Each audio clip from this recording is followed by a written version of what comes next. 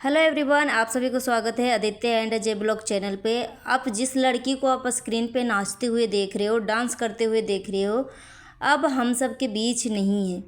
बहुत ज़्यादा ही दुखी मन से वीडियो बनाना पड़ रहा है। मैं वैसे वीडियो जल्दी नहीं बनाती हूँ, रिएक्शन वीडियो, मगर सच में मतलब कभी कुछ ऐसी चीज़ें आ जाती है सामने कि बनाना पड़ता है। ये वीडियो बनाने का मकसद एक ही है कि लोग बोलते हैं कि बेटी पढ़ाओ बेटी बचाओ, और फिर भी बेटी सेफ़ नहीं होती है। ये शिवानी की दीदी, राधा दीदी की बेटी रश्मि है। ये शादीशुदा है और रश्मि अपनी मायके में जब तक थी, देख सकते हो वीडियो में कितना ज़्यादा खुश लग रही है। और ये मायके की वीडियो है और बहुत पुराना नहीं है, बस 1 महीने पहले का ये वीडियो है।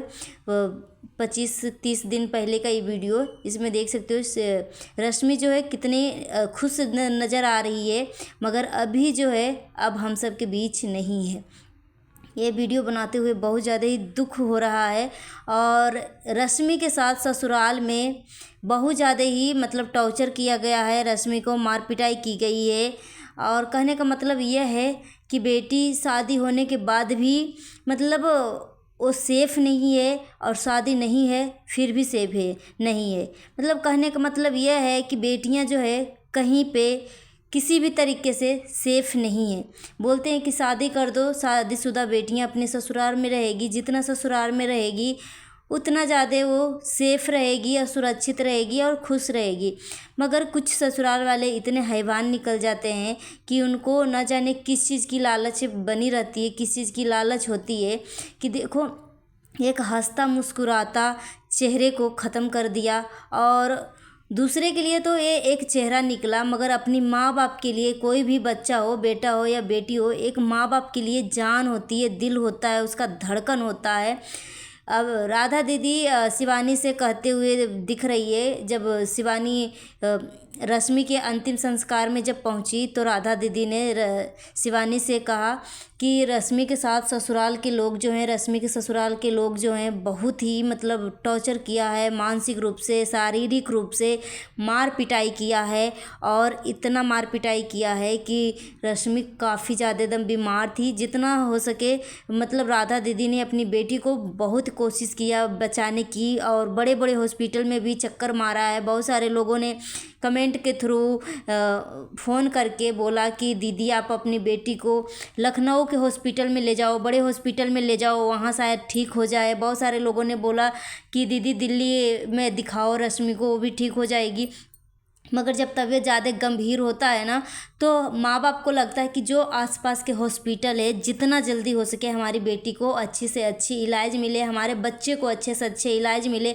क्योंकि देखिए जब दूसरे पर्सन के लिए सिर्फ बेटा हो या बेटी हो, दूसरे पर्सन के लिए सिर्फ एक चेहरा होता है, मगर माँ बाप गरीब हो या अमीर हो, माँ बाप अपने बच्चे के लिए कुछ भी कर सकते हैं। और जब जवान बच्चा माँ बाप के आंखों के सामने उसकी जब डेथ होती है, तो उस माँ बाप के ऊपर क्या बीतती है, क्या गुजरती है, वो सिर्फ माँ बाप ही जानती है।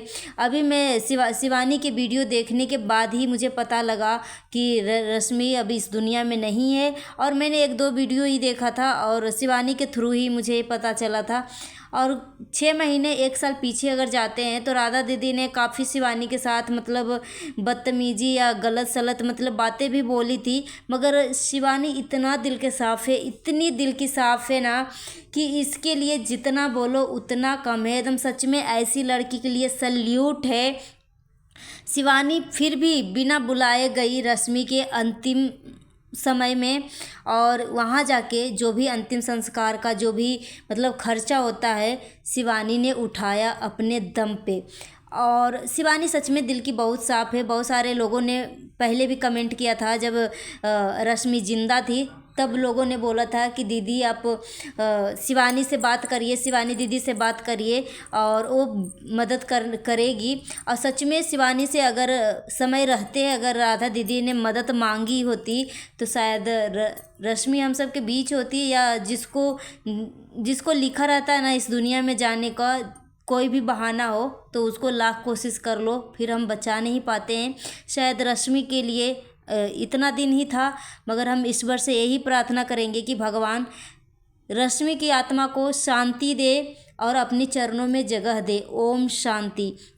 मगर ये वीडियो बनाने का मकसद मेरा यही है कि बेटी को शादी भी कर दो फिर भी सेफ़ नहीं है। ससुराल वाले लोग अगर हैवान निकल जाते हैं तो ना जाने कितनी बेटियां जो है अपनी ज़िंदगी का कुर्बान कर जाती है। बहुत सारी बेटियां तो अपनी ससुराल में जो इनके साथ जो गलत होता है, टॉर्चर होता है, मार पिटाई होती है, बहुत सारे लोग तो इस वजह से अपने माँ बाप को नहीं बताते हैं चीज़ें कि मेरी माँ बाप, मेरा भाई जो है परेशान होंगे, टेंशन होंगे।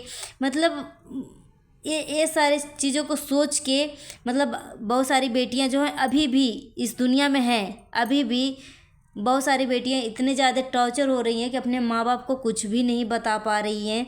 और अभी परसों नरसों एक कोलकाता में जो कांड हुआ है डॉक्टर के साथ, डॉक्टर कोलकाता के जो डॉक्टर है उनके साथ जो हैवानियत हुई है ना, मतलब सच में क्या बोले। मतलब ये डॉक्टर के साथ सोचो जो पर डे लाखों लोगों के, हज़ारों लोगों को जो जीवन दान देती है, जान बचाती है, वही आजकल सेफ़ नहीं है।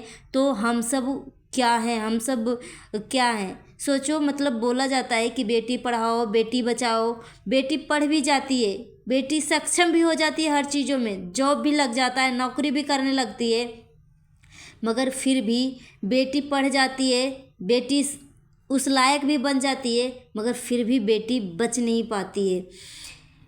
हमें बोला जाता है कि स्वतंत्रता है, 15 अगस्त को हमें आज़ादी मिली थी। आप सबसे मैं पूछना चाहती हूँ कि ये किस चीज़ की आज़ादी हम सबको मिली है, जहाँ पर बेटियाँ जॉब कर कर रात को सेफ़ नहीं महसूस करती है, अकेले घर नहीं आ पाती है, घर से अकेले निकलने में उसको डर लगेगा, रोम रोम सहल जा रहा है। जो कोलकाता में जो डॉक्टर के साथ जो हत्याकांड हुआ है, गैंग रेप हुआ है, मतलब सच में ये सारी बातें सुन सुन के मतलब सच में पैरों तले रोंगटे खड़े हो जाते हैं, पैरों तले ज़मीन खिसक जाता है। दोस्तों जो अभी फ़िलहाल कोलकाता में जो केस हुआ है, डॉक्टर के साथ जो हैवानियत की गई है, सच में मतलब बहुत ही शर्मसार और सच में दिल दहला देने वाली चीज़ें हैं। अभी 6 साल पहले, 6-7 साल पीछे जाते हैं तो एक दिल्ली में जो निर्भया हत्याकांड हुआ था उस पे लोग अपना अपना ओपिनियन दे रहे थे। बोलते हैं कि लड़कियां छोटे कपड़े पहनती है तो लड़का का नीयत ख़राब हो जाता है, लड़कियां इस तरीके से इशारा करती हैं।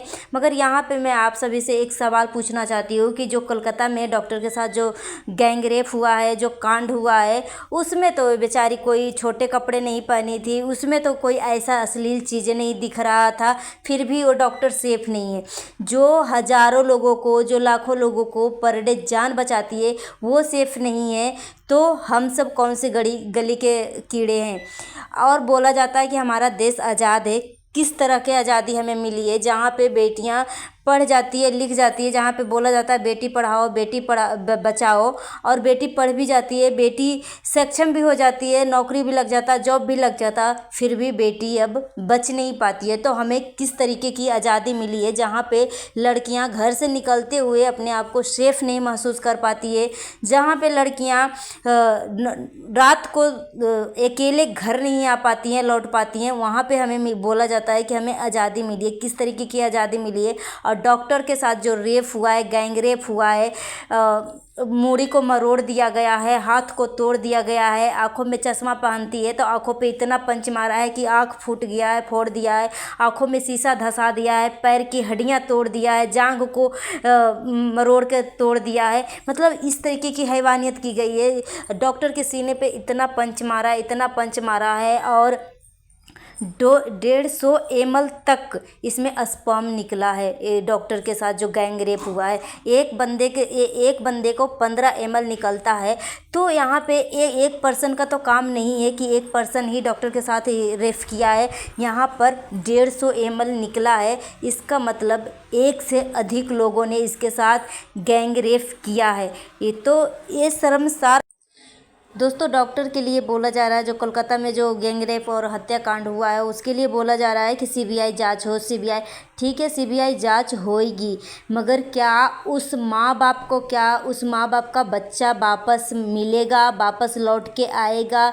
जब बिना दृष्टि जो गैंग रेप करने वाला जो इंसान है बिना दृष्टि घूम रहा है, और फिर भी हमें बोला जाता है कि हमें आज़ादी मिली है। आज़ादी किस चीज़ की मिली है? आज़ादी तो उस लोगों को मिला है कि जो रेप करने के बाद भी आज़ाद घूम रहा है। ऐसे लोगों को सरेआम गोली मार देना चाहिए। बिल्कुल मतलब इंसाफ के लिए जांच पड़ताल नहीं करना चाहिए, जो कि सीसीटीवी कैमरे में सब कुछ साफ साफ दिख रहा है कि कौन रेप किया है, फिर भी वो बंदा अभी तक ज़िंदा क्यों है।